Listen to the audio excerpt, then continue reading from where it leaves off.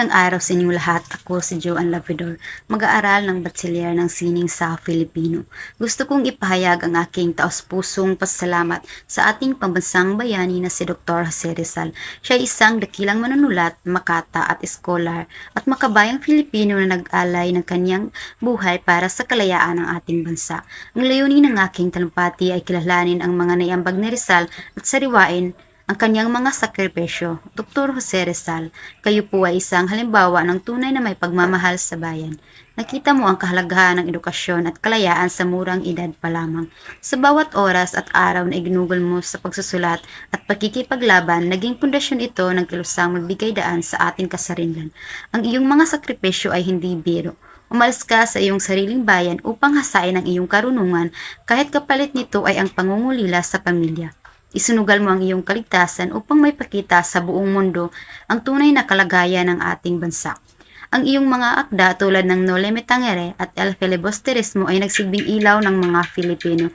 Mula sa iyo, natutunan namin na hindi kailangang maging marahas, kailangan lang ng talino, tapang at malasakit. Natutunan ko na ang pagmamahal sa bayan ay hindi lamang tungkol sa dakilang gawa, kundi sa desisyong nagbigay dangal sa ating sarili at kapwa. Hanggang ngayon, ang iyong impluensya ay buhay na buhay sa amin ng mga kabataang Filipino.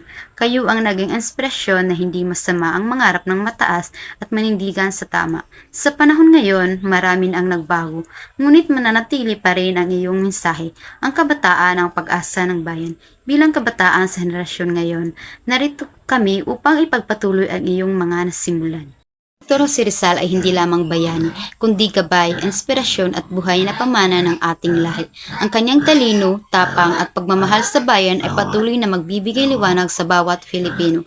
Maraming salamat po, Dr. Jose Rizal. Salamat sa inalay niyong buhay at pangarap upang kami ngayon ay malayang makatayo, makapag-isip at makapagpahayag. Naway patuloy kaming maging karapat-dapat sa malayang bansang ipinaglaban ninyo at naway maging inspirasyon kayo sa amin upang maging mabuti, matalino at makabayang mamamayan. Muli, isang dakilang pasasalamat at isang pangakong hindi namin kalilimutan ang inyong aral na ang tunay na pag-ibig sa bayan ay nagsimula sa paghubog ng sariling